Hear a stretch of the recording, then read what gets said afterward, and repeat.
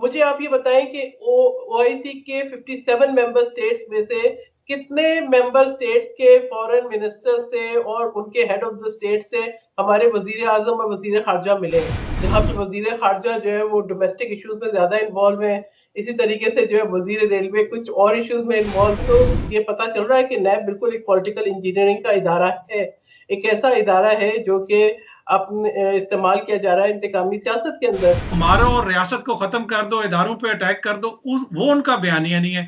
दूसरी जानिब केसेस मियां साहब ने ही बनाए थे जरदारी साहब पे। 20 दिन से ऊपर हो गए। एक जो है रेप का मुजरिम तो गिरफ्तार नहीं हुआ, एहसानुल्लाह एहसान तो फरार हो गया। ठीक है, आपने अभिनंदन को तो दे दिया भारत को, आपने जो है कुलभूषण यादव के लिए तो जो है ऑर्डिनेंस ले आए, लेकिन मुल्क के साबिक वजीर आजम, साबिक सदर मुमलिकत, उनके लिए जो है वो आपकी इंतकामी तलवारें निकली हुई है।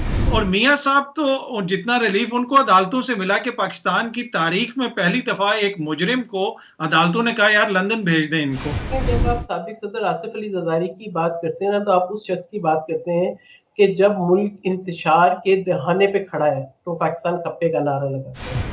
वो जमातें अपनी इन जमातों को मजबूत नहीं कर सकी, आज तक इलेक्शंस नहीं होते जमातों में, एक जमहूरी कल्चर नहीं आ सका।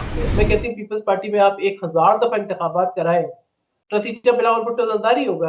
जी, उम्मीद है कि आप सब लोग खैरियत से होंगे। आज हम बात करेंगे पाकिस्तान और अरब रियासतों के ताल्लुकात के हवाले से, और थोड़ी सी बात होगी पाकिस्तान की डोमेस्टिक पॉलिटिक्स पे भी। और इस सिलसिले में मेरे साथ इस वक्त मौजूद हैं साबिक सेनेटर और इंटरनेशनल अमूर की एक्सपर्ट साबिक सेनेटर सहर कामरान साहिबा। सेनेटर साहिबा, बहुत शुक्रिया आपने हमें टाइम दिया। बहुत शुक्रिया, अस्सलाम वालेकुम। वालेकुम सलाम।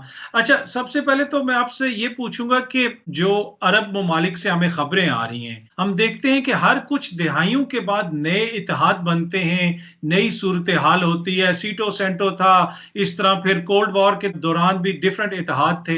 अब अगेन हम देख रहे हैं कि अरब जो रियासतें हैं उनमें से कुछ अरब रियासतों ने इसराइल को तस्लीम किया है।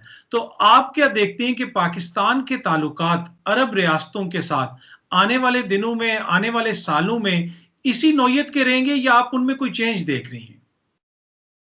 अच्छा, सबसे पहले तो हमें एक बात तस्लीम करनी होगी कि तमाम ममालिक अपने फैसले करने में आज़ाद हैं और हर मुल्क अपने मफादात को सामने रख के फैसले करता है।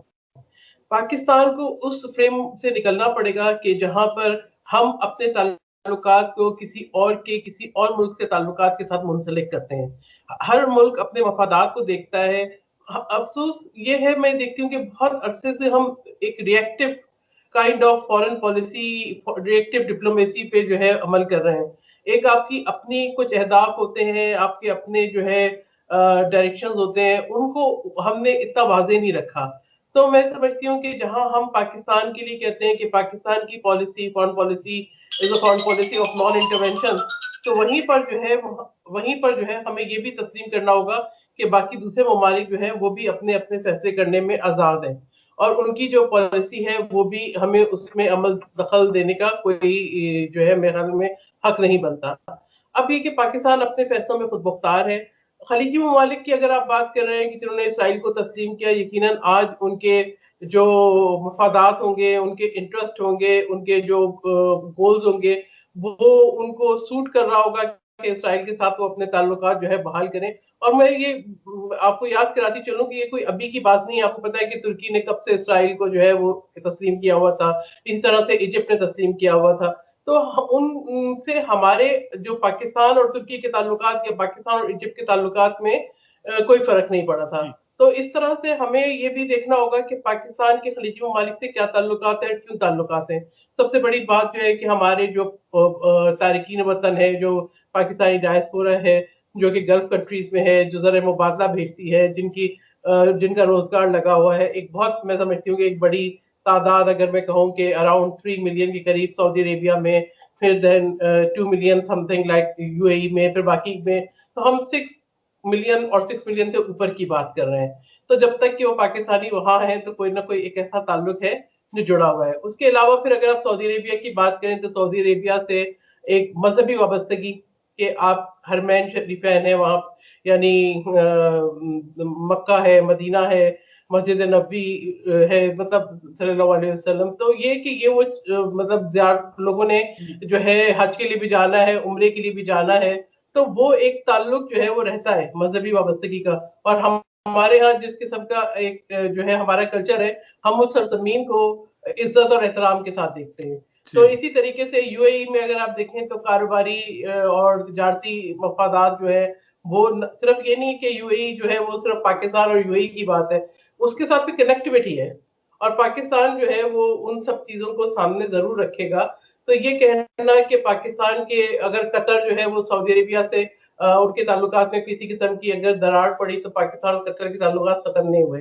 इसी तरीके से जो है अगर किसी मुल्क के किसी मुल्क के साथ ताल्लुकात बनते हैं तो उससे जो है वो हमारे ताल्लुकात खत्म नहीं होते। बहुत सारे ऐसे फोरम्स में हैं जहाँ पे पाकिस्तान और भारत बराबर के मेंबर है, शंघाई कोऑपरेशन ऑर्गेनाइजेशन है, सार्क है।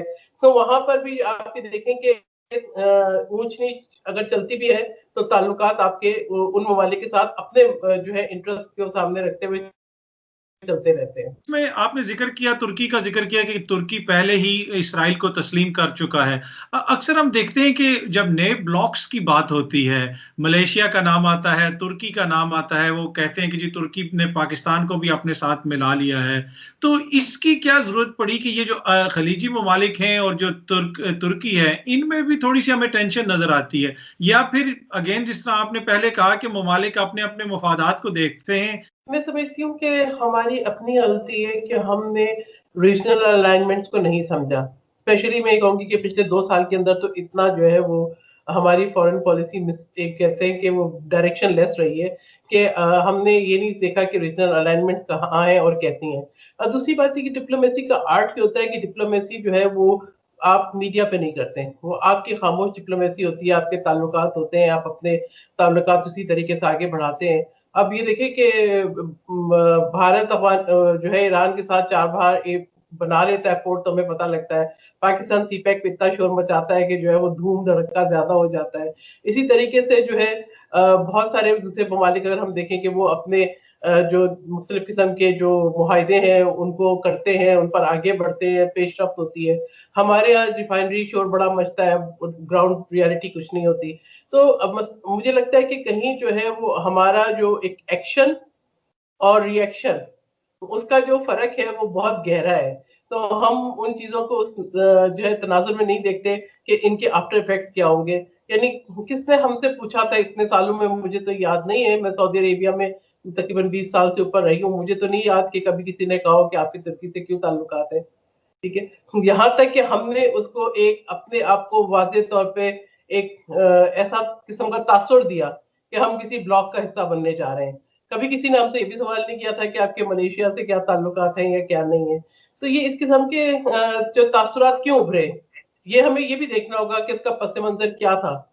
ना ही कभी किसी ने हमसे कहा, हम ना ईरान की सरहदें हमारी सरहदों से मिली हुई है, ना हम उसको जुदा कर सकते हैं।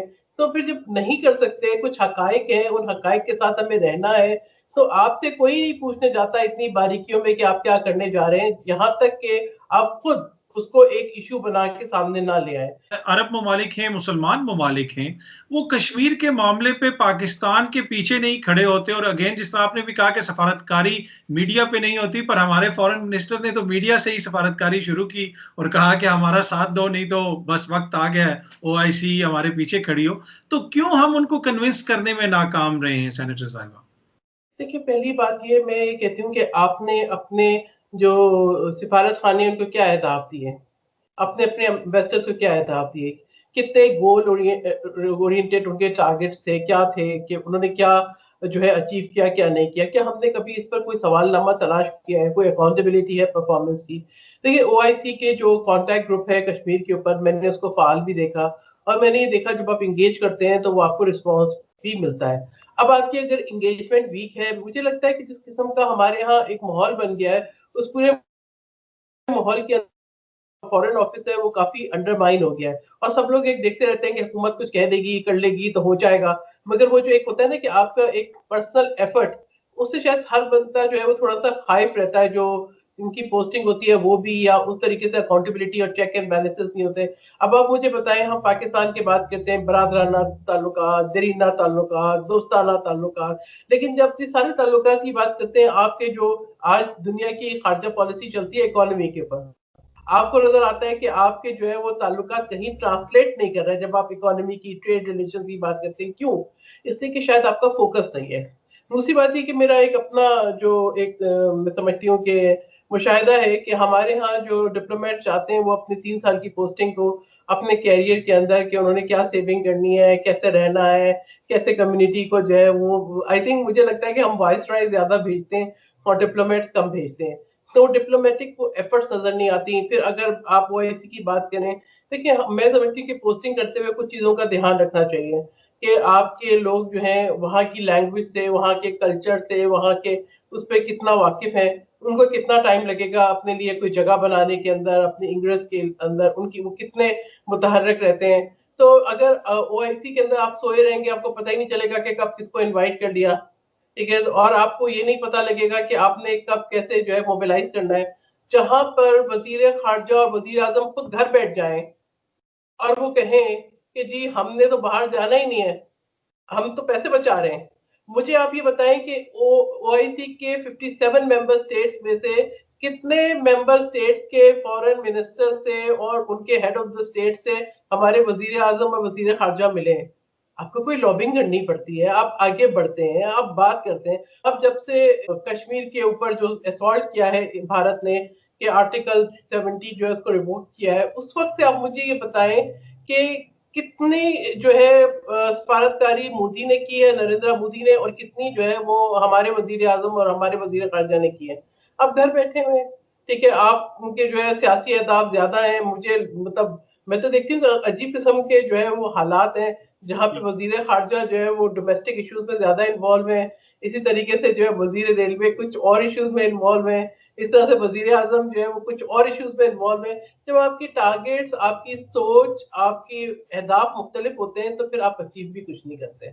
ठीक। अच्छा, आपने जिस तरह ज़िक्र किया कि वज़ीर ख़ारजा हों, चाहे वो वज़ीर आज़म हों, वो डोमेस्टिक पॉलिटिक्स में जो है ज़्यादा इन्वॉल्व लगते हैं, तो मैं डोमेस्टिक पॉलिटिक्स की तरफ आना चाहूँगा कि आज ही शहबाज शरीफ साहब की ज़मानत मनसूख हुई, फिर उनको गिरफ्तार कर लिया गया और मरियम नवाज़ साहिबा आपसे कुछ देर पहले प्रेस कॉन्फ्रेंस कर रही थी और उन्होंने कहा कि हमारी जमात में किसी किस्म का कोई फूट नहीं है, शीन और नून अलहदा नहीं है, हम एक हैं। तो आप क्या समझते हैं कि अब शहबाज शरीफ साहब की गिरफ्तारी के बाद जो एपीसी, आपका भी ताल्लुक पाकिस्तान पीपल्स पार्टी से है, एपीसी जिस प्लेटफॉर्म पे इकट्ठी हुई थी उसमें कोई आप लोगों को बैकफुट पे जाना पड़ेगा, कोई नुकसान होगा, ये सेटबैक है या नहीं, चीजें उसी तरह चलती रहेंगी जिस तरह आप लोग चाहते हैं? देखिए, एक जो है ना, एक फिनोमेना है कि जब आप किसी चीज को ज्यादा सप्रेस करते हैं तो वो उतनी ही ताकत से आपको रिएक्ट करती है। तो पहली बात ये कि ये जो एक तस्वुर है इस हुकूमत के जहन में कि हम इस तरीके से इन गिरफ्तारियों के जरिए सप्रेस कर देंगे अपोजिशन की आवाज, तो देखिए अब आवाजें ज्यादा बुलंद उठने लगी हैं। वो बातें जो शायद इससे पहले नहीं हो रही थी, अब वो ज्यादा वाजे तौर पे हो रही हैं। और दूसरी बात है कि मैं तो आज सुबह जो है साबिक सदर आसिफ अली जरदारी की भी पेशी थी। अगर देखा जाए तो उनकी उम्र को देखा जाए, उनकी सेहत को देखा जाए, और फिर उसके बाद मैं कल डीसी साहब का बयान भी देख रही थी, उन्होंने ट्वीट भी की हुई थी कि जी इस्लामाबाद में जो है कोरोना के केसेस जो है वो काफी बढ़ रहे हैं, फैलाव है ज्यादा। तो यानी आप ये जानते बूझते, मुझे ये समझ में नहीं आया जब आप ये जानते बूझते कि जी कोरोना का फैलाव बढ़ रहा है, साबिक सदर आसिफ अली जरदारी की सेहत और उनकी उम्र इस बात का की इजाजत नहीं देती कि उनको आप एक्सपोज करें कोरोना के जो है एनवायरनमेंट में जहां वायरस हो, तो उनको क्यों बुलाया जाता है जबकि आप वीडियो लिंक के साथ उनको आपने आपने फर्ज जुर्मी आयद करनी है ना। क्योंकि यहाँ तो अभी एक नए किस्म का रुझान है, you are innocent until you are proven guilty. यहाँ पर ये you are guilty until you are proven innocent, और जब अब you are when you are proven innocent तो नोबडी कैन रिटर्न। अब जो जो वक्त आपकी तहजीक में गुजरा, जो वक्त आपकी गिरफ्तारी में गुजरा, जो वक्त आपकी तकलीफ में गुजरा, तो यही जो है वो मियां मोहम्मद नवाज शरीफ के साथ भी हुआ। मैं तो बल्कि मेरी एक रिपोर्ट भी मैंने नैब के ऊपर एक रिसर्च बेस्ड जो है वो मुरतब की है कि जो कि जब से ह्यूमन राइट्स वॉच की रिपोर्ट सामने आई है, फिर उसके बाद जो है आला अदलिया के जो जिस किस्म के ऑब्जर्वेशन सामने आई हैं, उनको अगर सामने रखा जाए तो ये पता चल रहा है कि नैब बिल्कुल एक पॉलिटिकल इंजीनियरिंग का इदारा है, एक ऐसा इदारा है जो कि अपने इस्तेमाल किया जा रहा है इंतकामी सियासत के अंदर। और मैं बता रही हूँ कि opposition is very much in, हम सिर्फ एक संभल के चल रहे थे कि हम इंस्टेबिलिटी नहीं लाना चाह रहे थे पाकिस्तान में। हम ये चाह रहे थे कि इस हुकूमत को मौका दिया जाए कि ये जो है थोड़ा सा अपने आप को स्टेबलाइज करके पाकिस्तान के लिए आगे चले। मगर आप देखिए ना, पाकिस्तान के अंदर जितनी इंस्टेबिलिटी हो गई है, जितनी बेरोजगारी हो गई है, जितनी माशी तबाही हो गई है, जितनी गवर्नेंस जो है उसकी हालात खराब हो गए। यानी आज आपके दिन तक 20 दिन से ऊपर हो गए, एक जो है रेप का मुजरिम तो गिरफ्तार नहीं हुआ, एहसानुल्लाह एहसान तो फरार हो गया। ठीक है, आपने अभिनंदन को तो दे दिया भारत को, आपने जो है कुलभूषण यादव के लिए तो जो है ऑर्डिनेंस ले आए, लेकिन मुल्क के साबिक वजीर आजम, साबिक सदर मुमलिकत, उनके लिए जो है वो आपकी इंतकामी तलवारें निकली हुई हैं। अच्छा अच्छा, इसमें मैं यहाँ आपसे ये पूछना चाहूंगा कि आपने आसिफ अली जरदारी साहब का जिक्र किया और कहा कि वो पहले भी काफी अरसा जेल में रहे।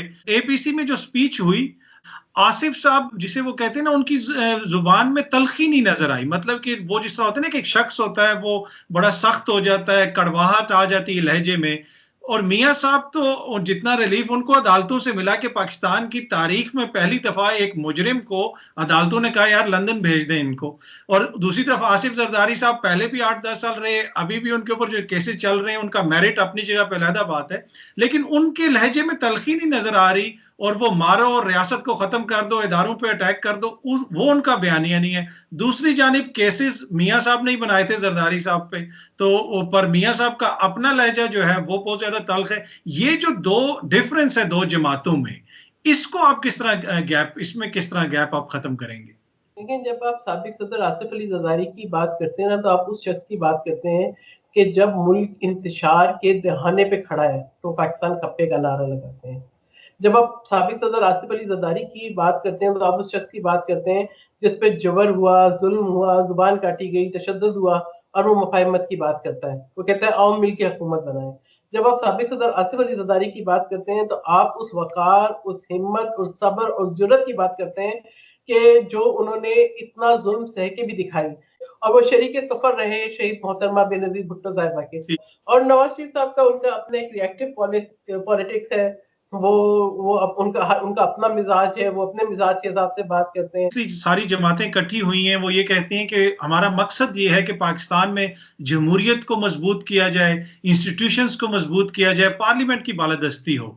ये वो मुतालबा है। मेरा नहीं ख्याल कि कोई भी जी होश आदमी, कोई भी जरा सा अकल रखने वाला आदमी इससे इनकार कर सकता है या इसकी मुखालफत कर सकता है।